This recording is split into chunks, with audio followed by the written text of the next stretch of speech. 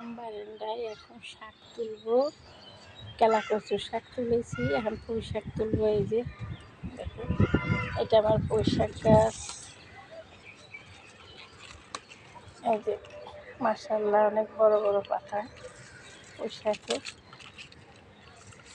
সবগুলি বাইরে বাইরে হয়েছে।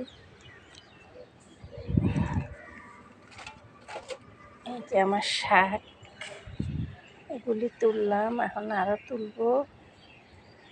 আমার ছোট্ট বাগানে শাক ক্ষেত। এই যে আমার মরিচ গাছ, এই যে আমার মরিচ গাছ, করুন গাছ, তিতকারলা গাছ, শাক তুলতেছি। দেখা যায় শুধু আমি একা খাই না, আশেপাশে মানুষকেও দিই, কারণ মাঝে মাঝে মানুষকে দিতে হয়। শুধু একা একা খাইলে হয়? একা একা খাইলে তো হয় না, মানুষকে দিয়ে খাইতে হয়।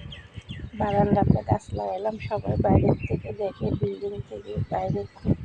খুব সুন্দর শাকগুলি, মানুষকে একটু দিতে হয়, ঠিক না?